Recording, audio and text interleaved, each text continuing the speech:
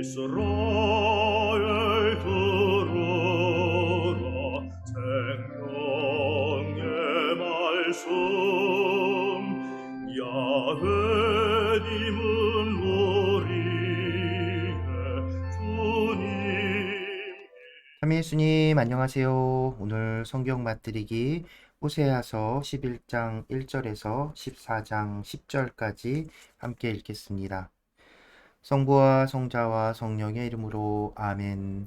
말씀은 바로 내 곁에 있고 내 입에 있고 내 마음에 있다. 주님, 성령의 빛으로 저희 눈을 여시어 주님의 길을 보게 하시고 저희 귀를 여시어 생명의 말씀을 듣게 하소서. 아멘. 성부와 성자와 성령의 이름으로 아멘. 배신당한 하느님의 사랑. 이스라엘이 아이였을 때 나는 그를 사랑하여 나의 그 아들을 이집트에서 불러내었다. 그러나 내가 부를수록 그들은 나에게서 멀어져 갔다. 그들은 바알들에게 희생제물을 바치고 우상들에게 향을 피워 올렸다. 내가 에프라임에게 걸음마를 가르쳐주고 내 팔로 안아주었지만 그들은 내가 자기들의 병을 고쳐준 줄을 알지 못하였다. 나는 인정의 끈으로 사랑의 줄로 그들을 끌어당겼으며 젖먹이처럼 들어올려 볼을 비비고 몸을 굽혀 먹여주었다. 그러나 그들은 이집트 땅으로 돌아가고 아시리아가 바로 그들의 임금이 되리니 그들이 나에게 돌아오기를 마다하였기 때문이다. 그들의 계략 탓으로 칼이 그 성읍들에 들이닥쳐 성문 빗장들을 부수고 삼켜버리리라. 내 백성은 나를 배반하려고만 한다. 그들이 위를 향해 부르짖어도 누구 하나 일으켜 세워주지 않으리라. 하느님의 극진한 사랑. 에프라임아, 내가 어찌 너를 내버리겠느냐? 이스라엘아, 내가 어찌 너를 저버리겠느냐? 내가 어찌 너를 아드마처럼 내버리겠느냐? 내가 어찌 너를 추보임처럼 만들겠느냐? 내 마음이 미어지고 연민이 북받쳐 오른다. 나는 타오르는 내 분노대로 행동하지 않고 에프라임을 다시는 멸망시키지 않으리라. 나는 사람이 아니라 하느님이다. 나는 네 가운데 있는 거룩한 이 분노를 터뜨리며 너에게 다가가지 않으리라. 유배에서 돌아오리라. 그들이 주님을 따라오리라. 주님이 사자처럼 포효하리니 그가 포효하면 그의 자녀들이 떨면서 서쪽에서 오리라. 그들은 떨면서 이집트에서 새처럼 오고 아시리아 땅에서 비둘기처럼 오리라. 그리고 나는 그들을 다시 제 집에 살게 하리라. 주님의 말씀이다. 이스라엘의 배신. 에프라임은 거짓말로 나를 애워싸고 이스라엘 집안은 속임수로 나를 애워쌌다. 그러나 유다는 여전히 하느님과 함께 걸으며 거룩한 이에게 성실하다. 에프라임은 바람을 먹고 온종일 동풍을 쫓아다니며 거짓과 폭력을 늘려간다. 그들은 아시리아와 계약을 맺고 이집트로 기름을 날라간다. 야곱의 자손들아, 회개하여라. 주님께서 유다를 재판하시어 야곱을 그 걸어온 길에 따라 벌하시고 그 행실에 따라 갚으시리라. 그는 모태에서 제 형을 속이고 어른이 되어서는 하느님과 겨루었다. 그는 천사와 겨루어 이기자 울면서 그에게 호의를 간청하였다. 그는 베텔에서 하느님을 만났고 하느님께서는 거기에서 그와 말씀하셨다. 주님은 만군의 하느님, 그 이름 주님이시다. 그러니 너는 내 하느님께 돌아와 신의와 공정을 지키고 내 하느님께 늘 희망을 두어라. 탐욕스러운 이스라엘, 속임수 저울 손에 든 장사꾼, 속이기를 좋아하는 자, 에프라임은 말한다. 나는 정말 부자가 되었다. 한 재산 얻었다. 내가 벌어들인 그 모든 것에서 죄가 되는 잘못을 아무도 찾아내지 못할 것이다. 새로운 미래. 나는 이집트 땅에서부터 주 너의 하느님이다. 죽일 때처럼 나는 다시 너를 천막에서 살게 하리라. 나는 예언자들에게 말하리라. 바로 내가 환시를 많이 보여주고 예언자들을 통하여 비유로 말하리라. 이스라엘의 죄와 그 벌. 길앗에 불의가 자리 잡고 있으니 그들은 진정 헛것이 되고 말리라. 그들이 길갈에서 황소들을 잡아 바치니 그들의 제단도 밭고랑의 돌무더기처럼 되리라. 야곱은 아람 땅으로 달아났다. 이스라엘은 아내를 얻으려고 종살이하고 또 아내를 얻으려고 양떼를 돌보았다. 주님은 예언자를 통하여 이스라엘을 이집트에서 데리고 올라오고 이스라엘은 그 예언자를 통하여 보호를 받았다. 그러나 에프라임이 주님의 화를 크게 돋우었으니 주님은 그가 흘린 남의 피를 그 위에 쏟고 그가 준 치욕을 그에게 되돌리리라. 우상 숭배와 벌. 에프라임이 말할 때 모두 떨었다. 그는 이스라엘에서 뛰어났지만 바알 때문에 죄를 지어 죽었다. 그런데도 그들은 거듭 죄를 짓고 있다. 그들이 신상을 부어 만들고 은으로 솜씨를 부려 우상을 만들었지만 그 모든 것은 장인의 작품일 뿐이다. 그들이 이것들에게 희생제물을 바쳐라 하자 사람들이 그 송아지들에게 입 맞춘다. 그러므로 그들은 아침 구름처럼 이내 사라지고 마는 이슬처럼 되리라. 사장마당에서 날려가는 겨처럼 창문으로 새 나가는 연기처럼 되리라. 대응망덕과 벌. 나는 이집트 땅에서부터 주 너의 하느님이다. 너는 나 말고 다른 신을 알아서는 안 된다. 나밖에 다른 구원자는 없다. 바로 내가 저 광야에서 저 메마른 땅에서 너를 알았다. 내가 먹여주자 그들은 배가 불렀고 배가 부르자 마음이 우쭐해져 나를 잊어버렸다. 그러므로 나는 그들에게 사자처럼 되고 표범처럼 길에서 숨어 기다리리라. 나는 새끼 잃은 곰처럼 그들을 덮쳐 그들의 가슴을 찢어 발기리라. 사자처럼 그 자리에서 그들을 뜯어먹고 들짐승이 그들을 찢어먹게 하리라. 왕권의 종말. 이스라엘아, 내가 너를 멸망시킬 터인데 누가 너를 도울 수 있겠느냐? 저에게 임금과 대신들을 주십시오 하더니 너를 구원할 임금이 지금 어디 있느냐? 너의 그 모든 성읍 어디에 통치자들이 있느냐? 나는 분노하며 너에게 임금을 주고 또 진노하며 그를 앗아간다. 피할 수 없는 멸망. 에프라임의 죄악은 잘 간수되어 있고 그의 죄는 잘 보관되어 있다. 그를 낳는 어미의 산고가 다가오지만 그는 지혜롭지 못한 아들, 때가 되어도 아기 집에서 나오려고도 하지 않는다. 내가 그들을 저승의 손에서 구해야 하는가? 내가 그들을 죽음에서 구원해야 하는가? 죽음아, 내 흑사병은 어디 있느냐? 저승아, 내 괴질은 어디 있느냐? 내 눈은 연민 같은 것을 모른다. 에프라임이 형제들 가운데에서 번성하여도 동풍이 불어오리니 광야에서 차올라오는 주님의 바람이 불어오리니 그의 샘은 마르고 우물은 메말라 버리리라. 그 바람이 보물 창고에서 값비싼 기물들을 모조리 앗아가 버리리라. 사마리아는 자기 하느님을 거역하였으니 죗값을 치러야 한다. 그들은 칼에 맞아 쓰러지고 젖먹이들은 내동댕이 쳐지며 임신한 여자들은 배가 갈리리라. 이스라엘의 회개와 새로운 삶. 이스라엘아, 주 너희 하느님께 돌아와라. 너희는 죄악으로 비틀거리고 있다. 너희는 말씀을 받아들이고 주님께 돌아와 아뢰어라. 죄악은 모두 없애주시고 좋은 것은 받아주십시오. 이제 저희는 황소가 아니라 저희 입술을 바치렵니다. 아시리아는 저희를 구원하지 못합니다. 저희가 다시는 군마를 타지 않으렵니다.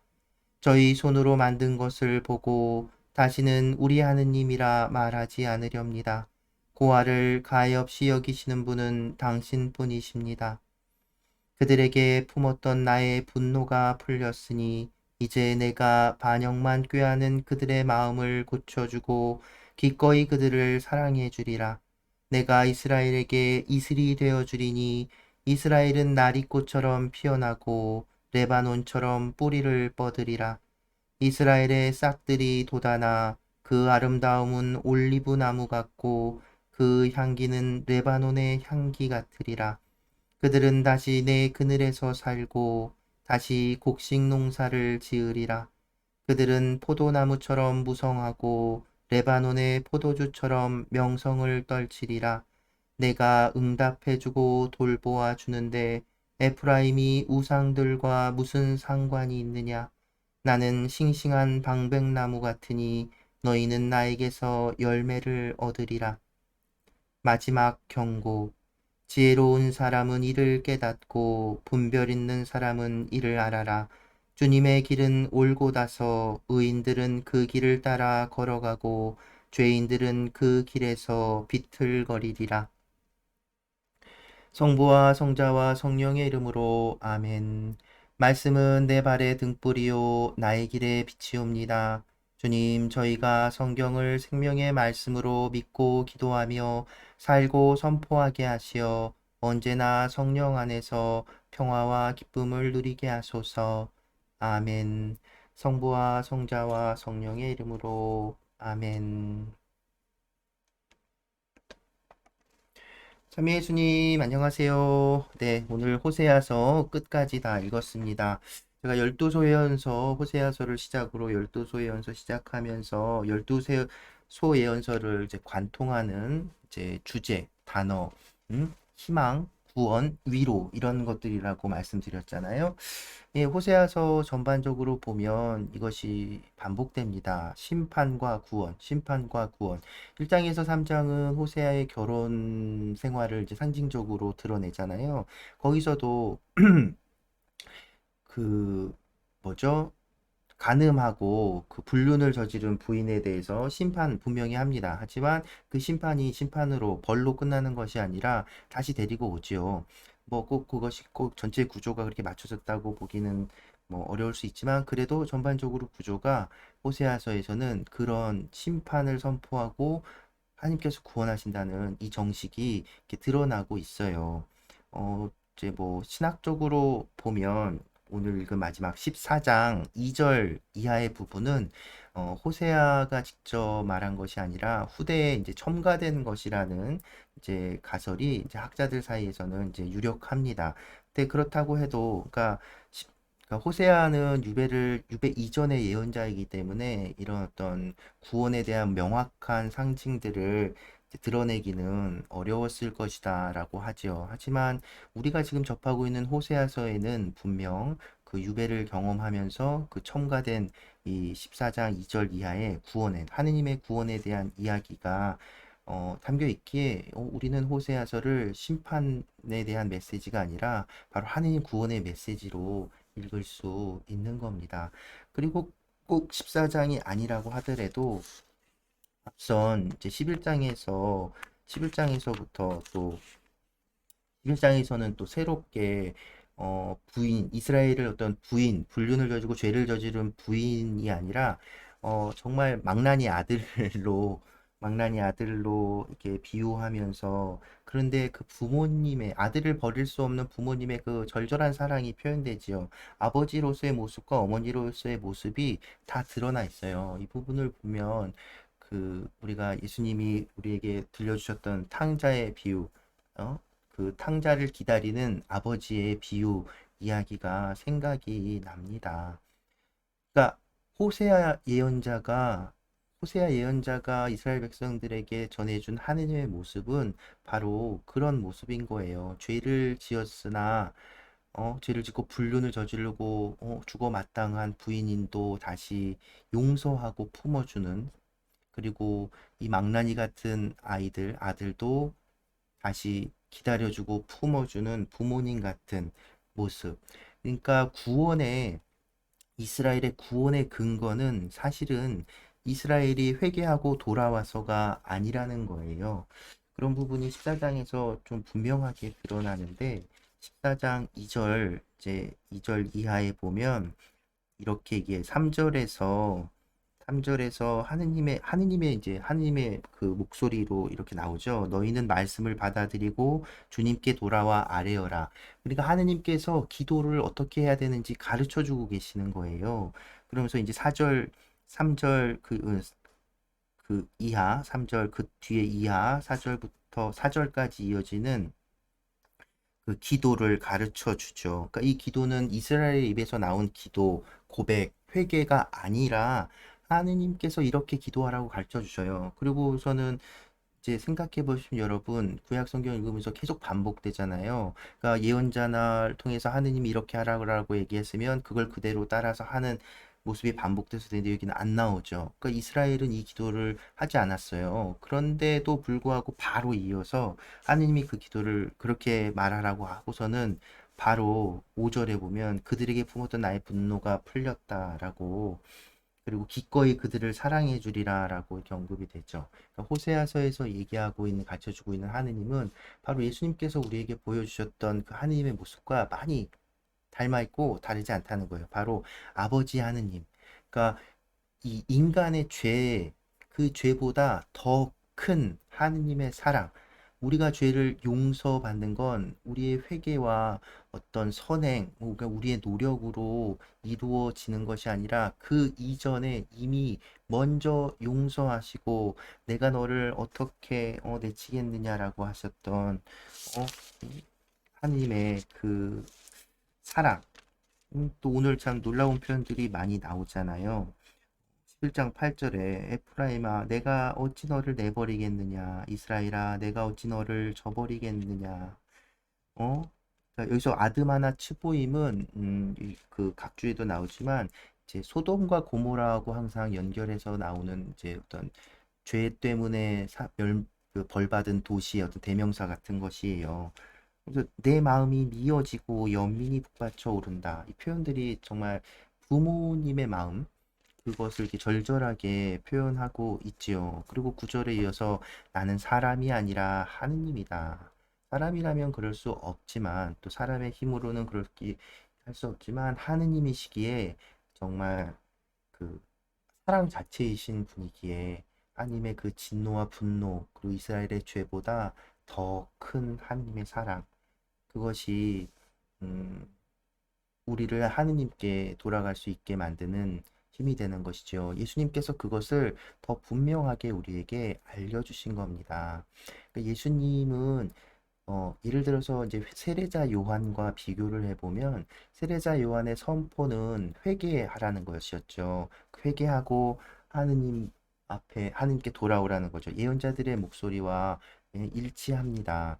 그러니까 마지막 예언자라고 불리기도 하죠. 그런데 뭐 어쨌든 인간의 회개를 먼저 그 조건으로 제시합니다. 그런데 예수님께서는 조금 달라요.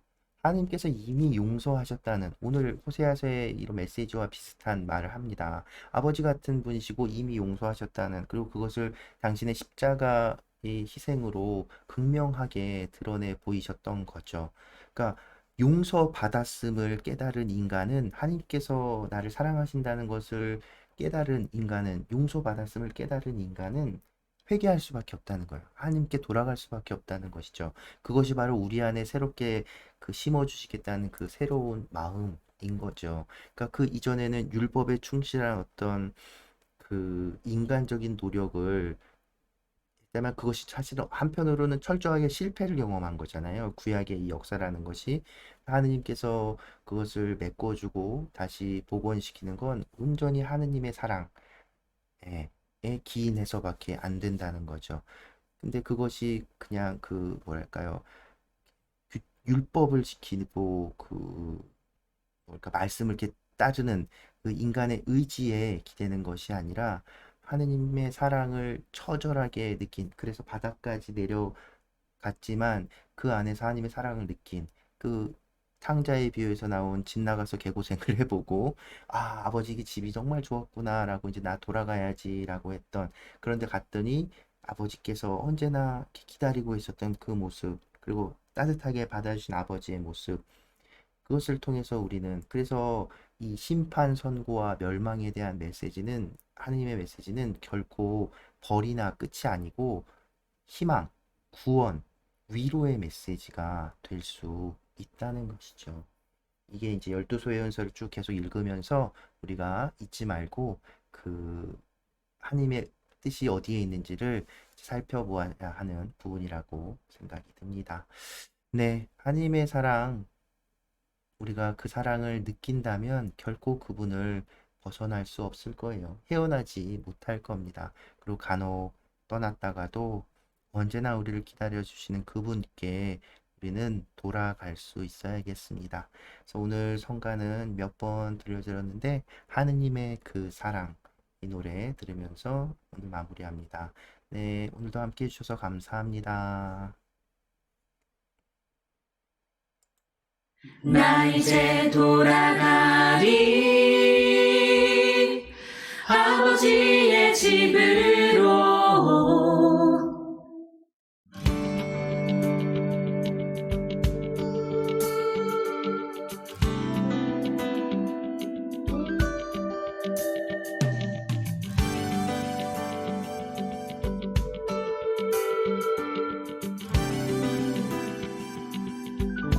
그리운 내 집 떠나 먼 길을 나섰을 때 부풀었던 기대가 어느덧 사라지고 내게 남겨진 것은 그리움과 눈물뿐. 지난 날의 추억이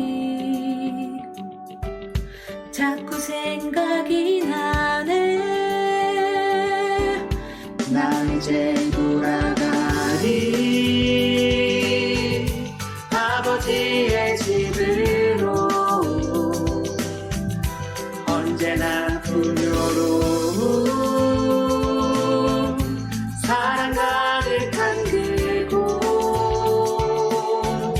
한숨 벅찬 발걸음 주님 반겨주시네. 따스하게 나를 안아주시는 하느님의 그 사랑.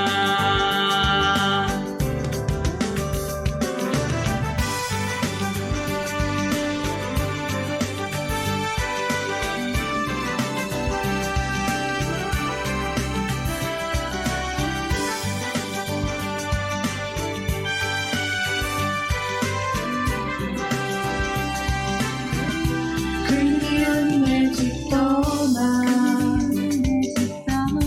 먼 길을 나섰을 때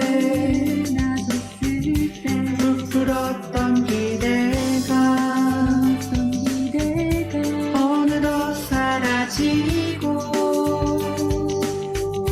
내게 남겨진 것은